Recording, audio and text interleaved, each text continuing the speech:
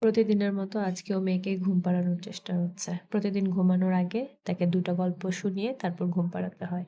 গল্পের বই নিয়ে আসছে, মেয়েকে শুইয়েছে। কিন্তু আজকে গল্প শেষ হচ্ছে, আর একটা করে গল্প শোনার বায়না হচ্ছে।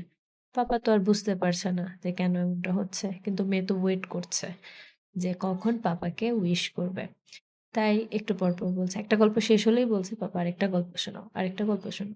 তো এই করে শেষ পর্যন্ত ১২টা বাজলো এবং পাপাকে দুজন মিলেই উইশ করলো। ছেলে আগেই চলে গিয়েছিল, তো বিদায় নেয়নি। প্রতিদিন যাওয়ার সময় বলে যায়, "পাপা গুড নাইট, মামুনি গুড নাইট।" কিন্তু আজকে বলেনি। তাকেও সে ডেকে বলছিল, "কিরে পাপা আজকে গুড নাইট বললি না?" আসল কথা সে তো জেগে আছে, পাপাকে উইশ করবে। উইশ করার পরে এই যে আমাদেরকেও রিটার্ন গিফট দিল, আর মেয়ের গিফট দেখে তো সে অনেক খুশি। নিজের হাতে গিফট তৈরি করেছে সেই সন্ধ্যা থেকে। আর একজনের পর একজন ফোন করে, করে উইশ তো করছেই। কিন্তু সে অপেক্ষায় ছিল তার ২ ভাই-বোনের। যে ২ ভাই-বোন এখনো ফোন দিচ্ছে না, উইশ করছে না। এইরকমটা কখনোই হয়নি জানো? সবসময়ই কল দিয়ে তারপরে তাকে উইশ করা হয়।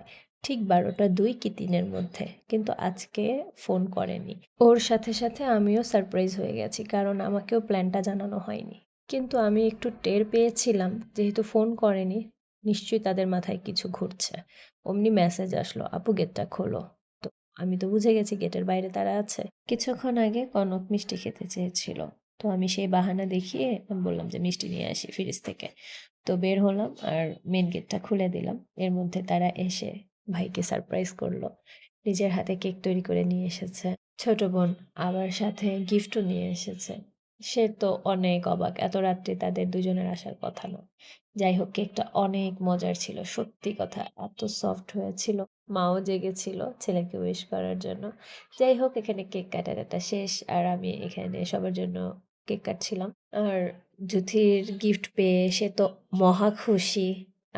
জুথি দিয়েছে একটা শাল। আর অনেক সুন্দর ছিল সত্যি কথা। সে সাথে, সাথে মানে ট্রায়াল দিয়ে দেখলো কেমন লাগছে। সত্যি কথা শালটা যেমন সুন্দর ছিল তাকেও খুব সুন্দর লাগছে। এই যে কেকগুলো অনেক সফট হয়েছিল। জানো দুপুরে রান্নাবাড়া প্রায় শেষ পর্যায়ে অমনি সে আবদার করা শুরু করলো সে জর্দা খাবে। যাক বার্থডে বয় বলে কথা। আজকে তো শুধু তার রাজত্বই চলবে। মেয়ে তো সকাল থেকে বায়না শুরু করেছে, পাপা ঘুরতে যাব, বেড়াতে যাব, কোথায় নিয়ে যাবে এরকম শুরু করেছে। কারণ ওরা তো ছোট মানুষ, ওদের কাছে আজকের দিনটা দ্বিগুণ আনন্দের। একটা হচ্ছে পাপার জন্মদিন, দ্বিতীয়টা হচ্ছে মেরি ক্রিসমাস। আর আমিও মনে করি ধর্ম যার যার, কিন্তু উৎসবের আনন্দ সবার। আমরা সবাই একসাথে আনন্দ করব, উৎসব পালন করব।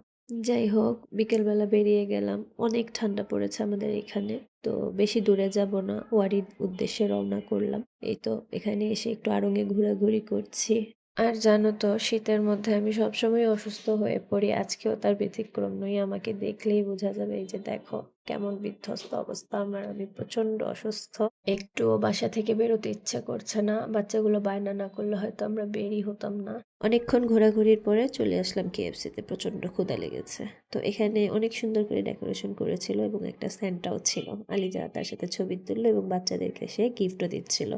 এখানে আহাদ হচ্ছে অর্ডার করছে সবার জন্য। আর দেখো কি সুন্দর করে স্টাফগুলো সেজেছিল। ওদের মাথার টুপিগুলো দেখে আমার কাছে খুব বেশি সুন্দর লাগছিল। এইদিকে আদরের কাছ থেকে আহাদ একটা গিফট পেয়ে গেল। ক্রিসমাস গিফট বার্থডে না বার্থডে থ্যাংক ইউ অনেক সুন্দর অনেক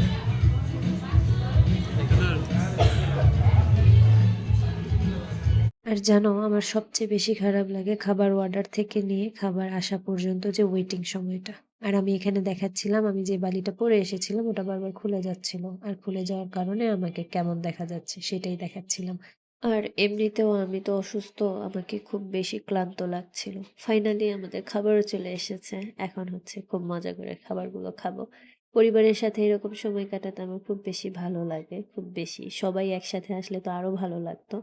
কিন্তু কোনো না কোনো কারণে আসা হয় না সবার। এখানে আমাদের খাবার-টাবার শেষ। এখন হচ্ছে বাসার উদ্দেশ্যে রওনা দিব। কিন্তু ২ ভাই-বোন মিলে চা না খেলে তো তাদের ভালো লাগবে না। ওয়ারিতেই একটা টঙের দোকানে বসে তারা চা খেয়ে নিল। এখন আবার আইসক্রিম খাবে। তো কুলফিটা দেখে কুলফিটা ট্রাই করলাম যে আজকে আইসক্রিম না কুলফিটা ট্রাই করি। খুব মজার ছিল। বাসায় এসে দেখি আব্বু আহাদের জন্য একটা কেক নিয়ে এসেছে। আজকের দিনটা শেষও হলো আরেকটা সারপ্রাইজ পেয়ে। আলহামদুলিল্লাহ।